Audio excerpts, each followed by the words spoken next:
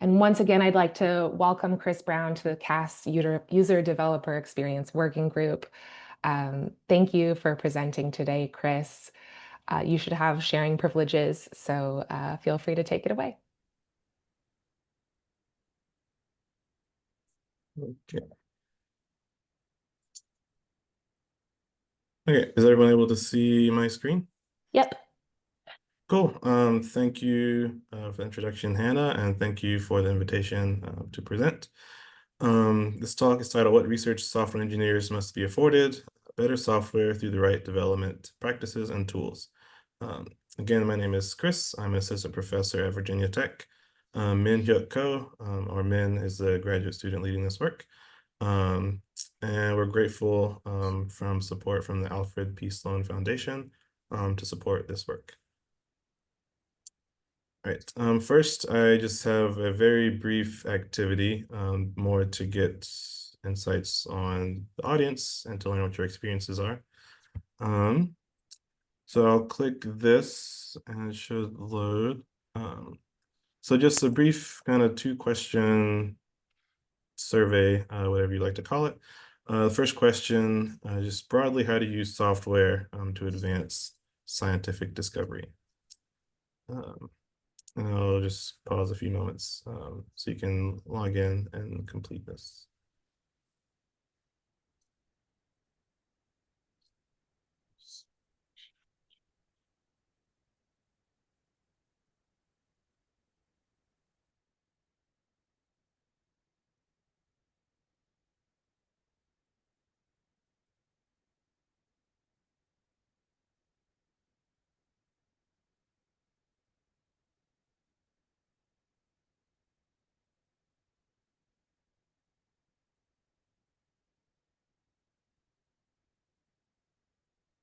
So data collection, analysis, and presentation. I create software so others may advance. We'll wait a couple more moments.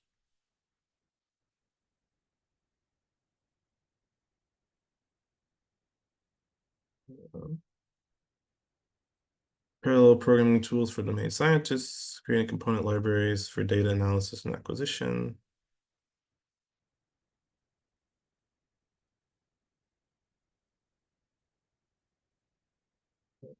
Data portals, software publication.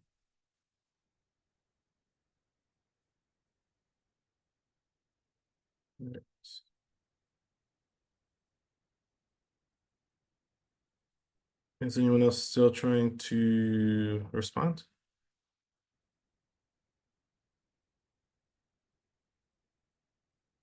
Software development for data acquisition, analysis, and visualization. All right. Next question, briefly, what are the main challenges you face developing and maintaining scientific software? So the reasons you use software from the previous question, what are some challenges that you face implementing that software for others?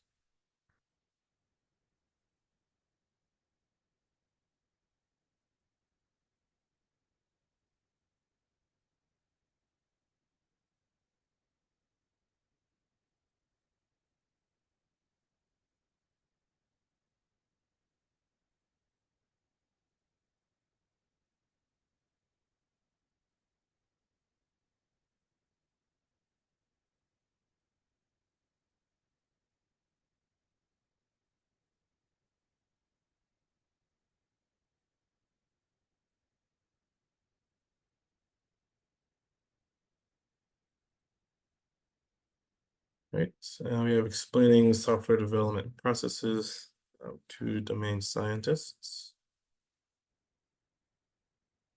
Funding, yes, definitely an issue. Making new software work with legacy systems.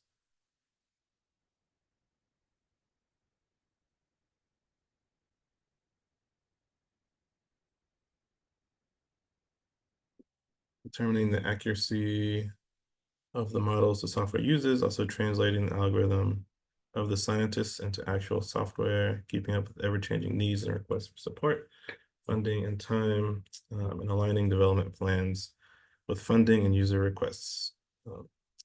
Cool. So thank you for your responses. Just to kind of understand what the audience experiences are. But yes, this shows that there are lots of diverse ways to use software in scientific research, and also various challenges faced with the development and maintenance of software. And for the sake of time, I'll continue with the presentation.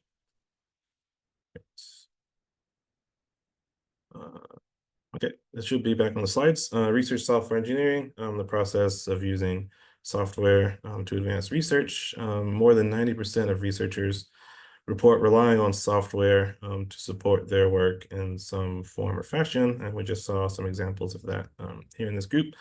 To support software engineering, which involves the processes, tools, and methods to develop and maintain software. Evidence-based software engineering aims to support and better promote practices to enhance productivity and quality of software. So for decades, research in software engineering has explored a variety of tools and practices to promote better software development, supported by scientific and empirical studies in the software engineering domain. However, there's this problem, and that software development is complex. As software continues to grow and change over time, software is increasingly becoming more complex to develop, more expensive, more buggy, and more vulnerable as time goes on. One key problem that we're focused on is that evidence-based software development techniques are often ignored by research software engineers, also by software engineers in general. So a lot of work has been exploring the relationship between software engineering research and researchers in the tech industry, as well as software engineers who develop software for research. And a lot of the evidence supported by software engineering research is not actually used in practice. In research software engineering contexts, this can lead to various problems such as security flaws or even inaccurate findings for study results. So the main idea behind this work is that novel and specialized tools are needed to help research software engineers adopt evidence-based development practices. And the main sort of ideas behind this are that research software engineers have limited knowledge of software engineering concepts, whether it's a lack of formal training in software engineering and computer science, or even a lack of time to learn about various practices and tools that are common in software development.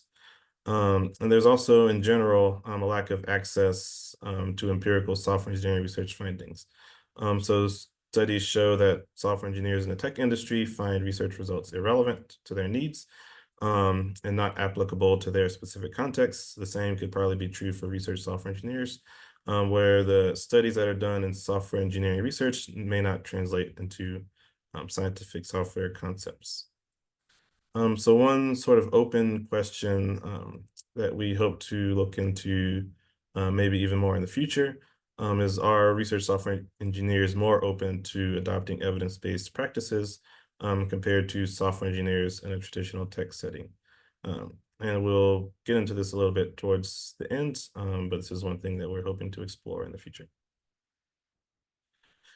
All right, so for this phase of our research, we want to understand how to design such a tool, and we focused on 3 research questions.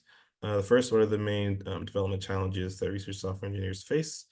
RQ2 focuses on features that research software engineers desire in development tools to help overcome the challenges they face. Then RQ3 focuses on the design affordances needed to overcome challenges. So how the designs of tools should actually be implemented in order to better support research software engineers. To answer these research questions, we use a research method called participatory design, which allows researchers to co-design solutions by engaging with and collecting insights from stakeholders. So this method promotes user-centered involvement in the design of artifacts and systems, empathy and understanding between 2 stakeholder groups, in this case, us as software engineering researchers, and then scientific software developers or research software engineers developing software for research purposes. And then this method is just as much about the design of the system as it is about research and collecting insights from participants on how the systems can be designed. So for this work, we conducted 2 full-day workshops, one in person at Virginia Tech and one that was virtually. And so through these workshops, we were able to engage with research software engineers from various backgrounds. There were 11 participants in the in-person workshop and 9 participants in the virtual workshop. Most people kept their cameras off, so this is just the picture of me and Min, but there were other people in the virtual one as well. Right, to organize our workshops, we use the 3-stage participatory design methodology by Clay Spinuzzi. The workshops opened with an icebreaker, which was just a simple question. What was the most embarrassing programming story for people to share? So we asked people to share random stories. The first phase is the initial explorations phase, which focuses on grounding participants in the theme and concepts of the workshop, in this case, research software engineering. For initial exploration, we use this method called 1, 2, 4, all, which is a liberating structure where we posed the general question, what challenges do you face in research software development? Similar to the second question we discussed today. Participants were asked to individually think about the answer to this question and take notes. Then they paired up with another participant to discuss, and then formed a larger group of 4 to discuss further, and then ultimately we discussed everything with the whole group. The second phase is a discovery process. This is just brainstorming ideas for how to overcome the challenges that were mentioned in the first phase during the initial exploration. Participants were divided into groups of about 3 or 4 and asked to start brainstorming ideas. And then the final phase is the prototyping phase. We're actually building a prototype or a visual representation of the tool that you brainstormed during the discovery phase. For our workshops, there was a lunch after this prototyping phase, and then we did another iteration of the discovery process and prototyping in order to help participants refine their prototypes. And then we concluded the workshops with demos, so each group demonstrated their solution to the full group. And then finally, an exit survey to gain feedback on the demoed prototypes and also the overall workshop itself. To answer RQ1, we collected data from the individual notes taken from the 1, 2, 4 all section, and then a video recording of the all discussion part of this phase. And then for RQ2 and RQ3, we collected artifacts from participants during the discovery process and the prototyping, so the actual prototypes that were developed, and then results from the exit survey and recordings of the final demonstrations. Are there any questions before I move on?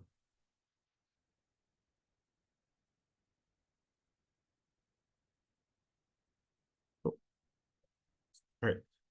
For participants, we wanted to target research software engineers, specifically those without formal training in computer science or software engineering concepts. So we require participants to be 18 years or older, have experience using programming for research, no formal computer science or software engineering training. And then for funding purposes, they had to be physically located in the United States. To reach out to participants, the in-person workshop was all research software engineers at Virginia Tech. So we use various email listservs and flyers to recruit people from various departments around campus. For the virtual workshop, we sent emails to relevant listservs and Slack channels in order to recruit participants to join. So overall, there were 20 participants, 9 in the virtual workshop, 11 in the in-person workshop. We had a very diverse group based on gender. So there were 10 females, 9 males, and 1 identified as non-binary. And overall, there were 13 different fields represented from participants, mostly in engineering and technology domains, such as mechanical engineering, industrial engineering, data science, and math. There were a few natural science, biology, chemistry, animal science, and a few others. And then social sciences included psychology, and 1 tourism and management major. All right, so to conduct the data analysis, we use a thematic analysis approach with the help of AI. So a tool called Atlas TI for qualitative analysis. Essentially, we collected transcripts of, again, the all discussion of the 1, 2, 4 all, and then the recordings of the final demonstrations, as well as results from the surveys. And we analyze those into specific codes in order to inform For RQ1, what challenges that developers face. For RQ2, specific features of tools that would be helpful. And then RQ3, designs of the tools that people would like to have. These codes were divided into various themes, in order for our work to support various tools that could be improved, or the design of new tools to help improve challenges that research software engineers face. All right. Okay, the time started. So this is a working group, so I guess we'll do a brief work activity.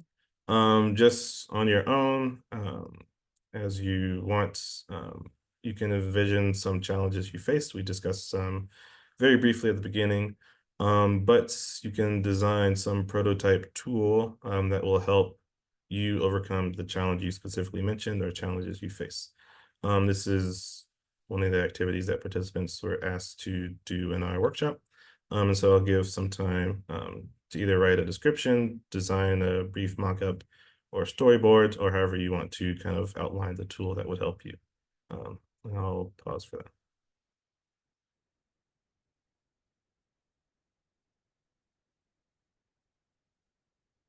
I'm also happy to answer any questions while this is going on.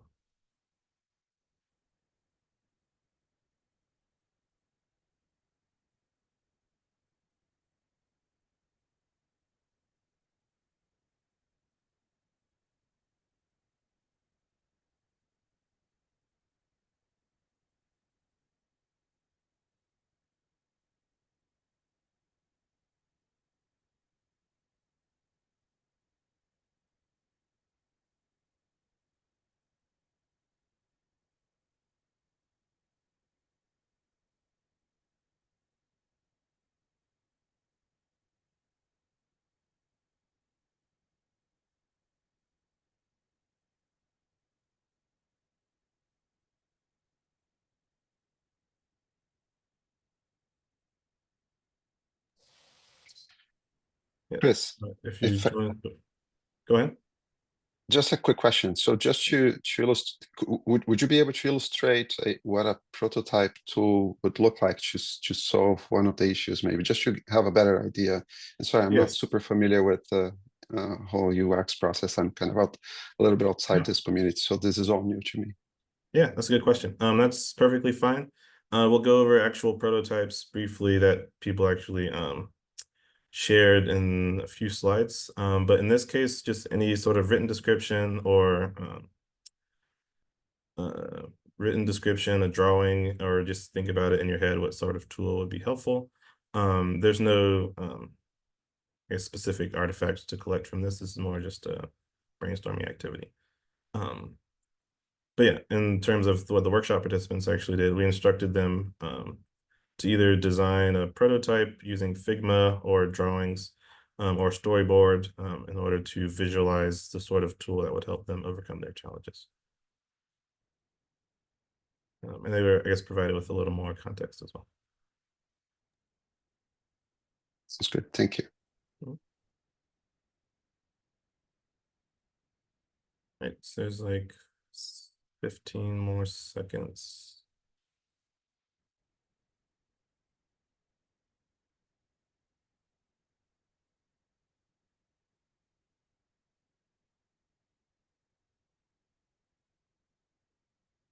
Cool.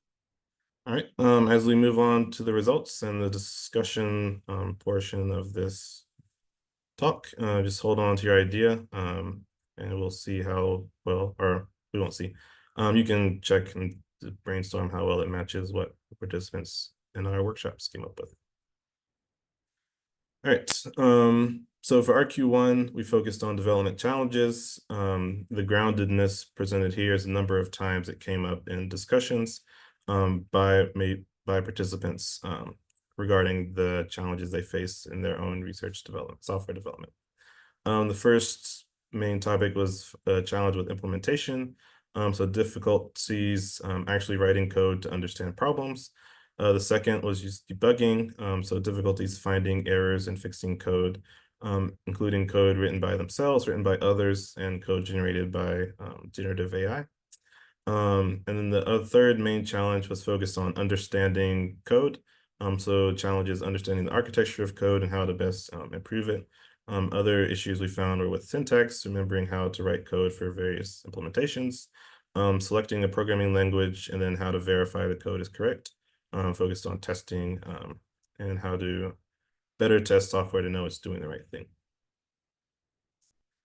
Right, for RQ2, the main features that were discussed, the most popular one was code translation, so being able to translate code between different languages. A lot of participants mentioned needing to work in multiple programming languages or work with colleagues who use other programming languages, so the ability to translate between different languages would be helpful. Ways to better understand code, whether it's through visualizations or other support to describe what code is doing. Researchers also wanted to better communicate about code, so how to design ways to explain algorithms and better implement them in code. Other features include autocorrection, so just automatically repairing code whenever there's an issue. And then there were two primary issues related to artificial intelligence, or sorry, feature requests related to artificial intelligence. One was better help using AI to accomplish certain tasks. Most participants already reported using tools such as ChatGPT to help with their code, but they desired better tools, then also help using AI. So desiring tools to better help use AI to accomplish, in this case, software engineering tasks more efficiently. Vibe coding, yes, that's a whole nother talk. But yes, how to better vibe code without the issues of vibe coding. So these are some examples from groups and the in-person workshop. This one on the far left is an IDE, which is basically a tool that integrates in your development environments with ChatGPT access. It's able to compile the program and answer questions about your code. The second example is a tool that takes input, so you can ask questions again about your code.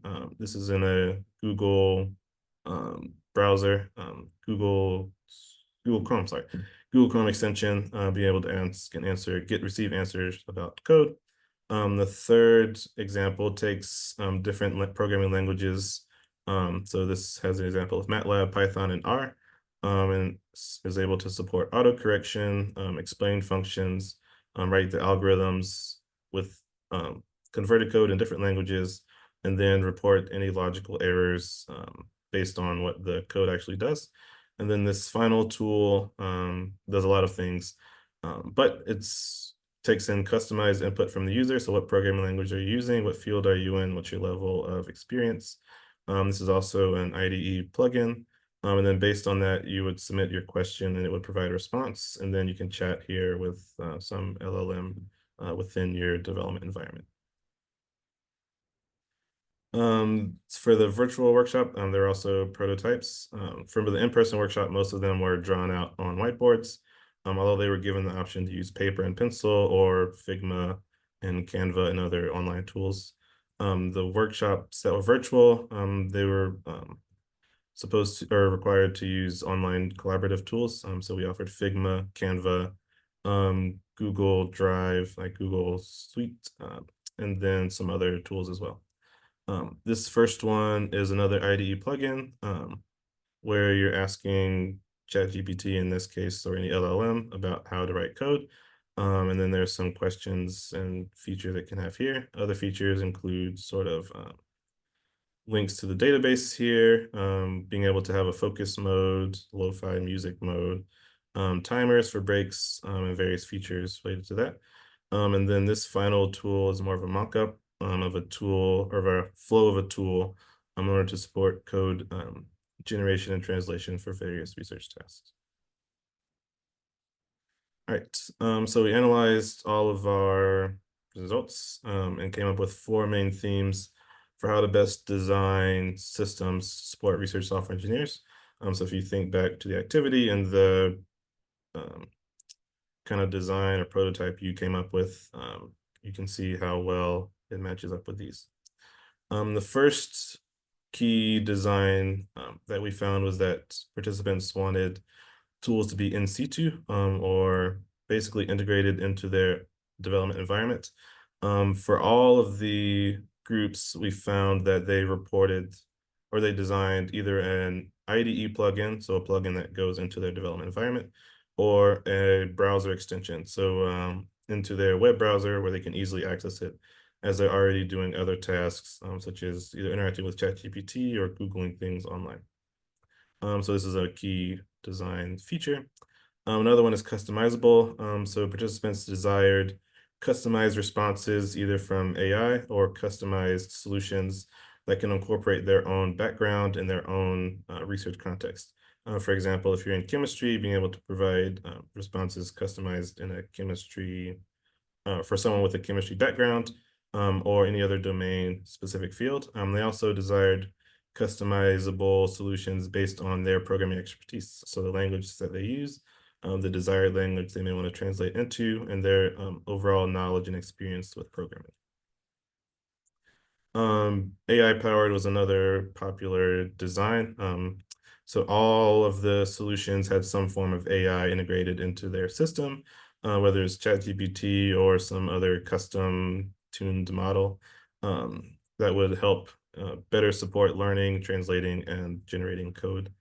And then hands-on was another key one that I want to highlight a little bit more. So hands-on in this case means interacting with various evidence-based practices in order to support learning of them. This actually directly conflicts with a prior study I did looking at software engineers and how to best make recommendations for them. So without going into too much detail, that study showed different types of recommendations for evidence-based practices to software engineers with formal training and a more technical background without research. They found most of these were applicable. So they wanted things that are easy to integrate, things that are customizable. There wasn't as much focus on AI back then. This was 2019, but I'm sure now it would be AI powered. But they actually did not want to learn about things. They found the sort of learning and hands-on part of it to be annoying. They essentially wanted the task to be automated and done as quickly as possible. Whereas in our case, one of the research software engineers noted the incorporation of learning seems to be very important for me as I do not have too much background. So in this case, there's more of an emphasis on learning, a more, I guess, practical desire to learn about processes as opposed to a technical audience or software engineers without the research component in their work. And so that was one other interesting thing that we found. Right. As far as participant feedback, in our exit survey, we asked how likely participants would be how likely participants would be to use solutions that were presented in the demo. And we found overall participants were likely or very likely, 80% were likely or very likely to use tools that were presented, with no one very unlikely to use anything. Some quotes note that I think it would be a great fit if one of the tools could be created, but I can't implement our prototype. This was from one of the in-person participants. If this tool existed, I would definitely use it. Even though it's too ideal, it would make our research life much easier. So one participant talking about how using some of the tools that were presented would make their research and their work much easier. And then finally, other participants noted all the solutions developed by the groups solve very important problems we face, and they can be really beneficial if it's made within the context of the work that we are doing. So these are some of the responses from participants to highlight the usefulness of the tools that could be designed to support their work. All right, so overall, in this work, this was sort of the first phase of the research project. Our next phase is looking at how to increase awareness of evidence-based practices, leveraging generative AI to help research software engineers overcome barriers and enhance scientific software overall. And our main focus now is looking at if prompt engineering can help incorporate evidence-based development practices in responses to software engineering-based inquiries for research software engineers. So again, all of the solutions that we have were incorporating AI in some way. A lot of the feedback in the designs of the solutions also incorporated ways to help improve prompts or desired ways to help improve prompts to better get accurate results from ChatGPT or any other large language model. So one of our focuses to follow up on that is seeing if prompting can better help our research software engineers learn about software and evidence-based software engineering tasks, as well as improve the quality of the output from LLMs. So prior work shows that prompting affects the output of large language models in traditional software engineering contexts. Specifically, this is requirements engineering, design, code generation, and testing, I think. And then another study that we've worked on looked at the evidence-based responses from LLMs. So we looked at ChatGPT, Gemini, GitHub Copilot, Claude, and Black Box AI, which is a coding-specific AI. And we saw that LLMs don't, in and of themselves, provide evidence-based responses. But if you prompted them, they can actually provide more evidence-based responses in their code generation or other activities. And so this work is in preparation to be submitted, but that shows prompting LLMs can improve evidence-based responses. And so our current work is looking at designing a browser extension to enhance prompts by research software engineers. We aim to adhere to prompt engineering guidelines, specifically for software engineering introduced by Arvidsson. We also aim to incorporate context based on users' background and expertise, so their programming knowledge, their scientific domain, and other aspects that they may want to report. And then finally, we'll look at tuning models based on software engineering research findings to provide evidence-based responses. So far, we've looked at instruction-based tuning for prompts, which has had sort of mixed results. So we may look into more detailed fine-tuning or other ways to customize models to provide more evidence-based responses. All right, so to wrap up, research software engineers, we found, struggle with implementing, debugging, and understanding research software, and they lack solutions to support evidence-based software development practices. And we found RSEs desire customizable, integrable, and interactive AI-powered tools to aid in implementing, understanding, and correcting code. And we believe this can enhance developer experiences in scientific software development, overall improving scientific innovation and discovery. All right, thank you for your time. I'd be happy to answer any questions.